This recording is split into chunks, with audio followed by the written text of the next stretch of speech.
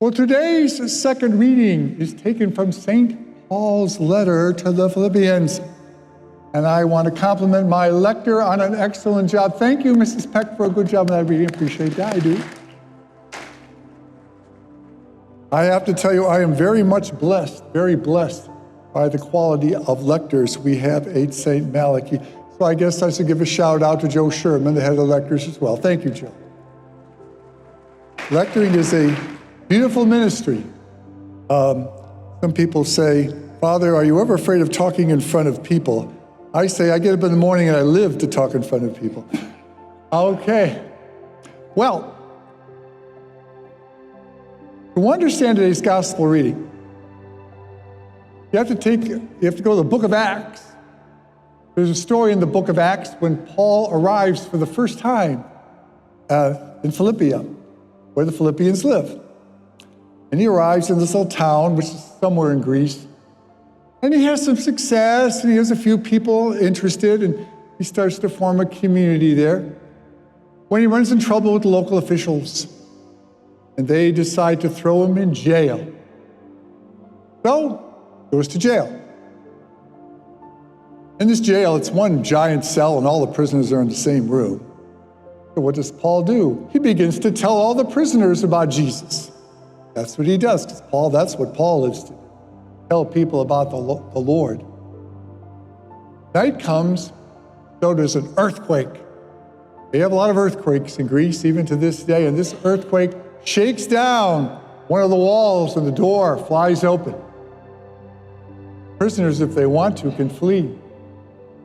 The jailer, of course, he knows there's been an earthquake. He's probably woken up by the earthquake.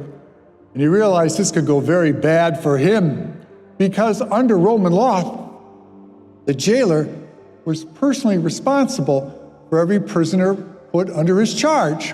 And if anyone escaped, he had to pay the fine.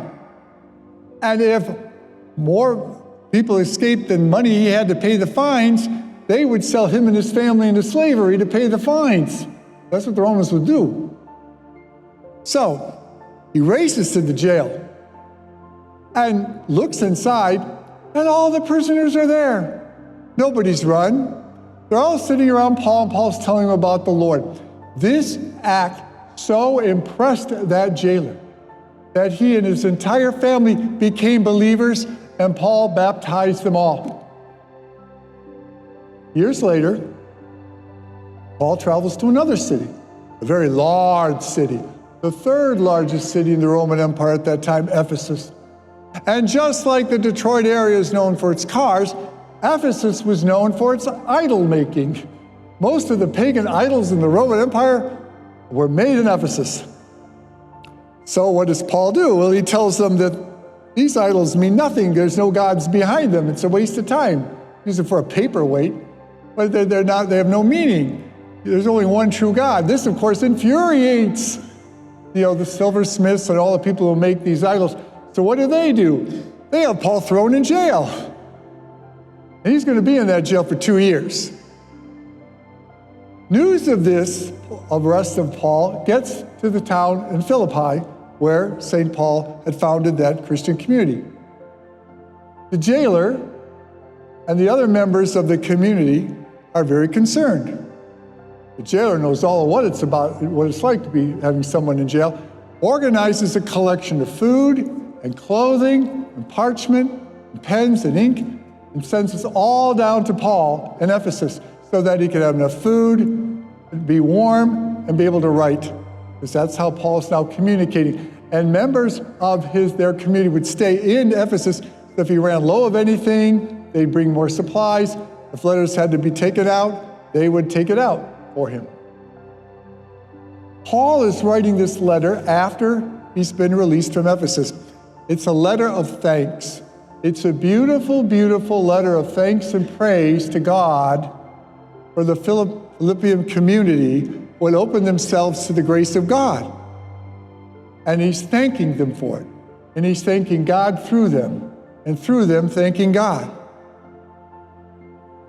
It reminds me, way back, many decades ago, 4 decades ago now, I was in seminary, and my spiritual director the late Monsignor Ricardo Bass, suggested a Lenten exercise for me, which was to think of anybody in my life for the 40 days of Lent who did something for me, was there for me, listened to me, gave me good advice, pushed me in the right direction, and then send them a thank you note.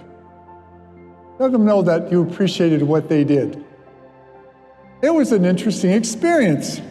I got some beautiful responses from some people, but I have to admit, one of them was an old middle school teacher who said, "Who are you?" Well, I got a hold of him on the phone, and finally he figured, he understood by the time he figured it out, but that's okay. So in this remaining weeks of Lent, think about people that God has sent to you in your life that have bucked you up when you were feeling down, who visited you when you were sick, made a meal for you when you could have really used one, just listened to you talk when you needed to have an ear, was there for you in some special and wonderful and beautiful way. And let them know that you appreciate it. In the old days, when I was there 4 decades ago, they'd say, give them a call or a letter. Today, text them. Or whatever means you choose to use, show some appreciation.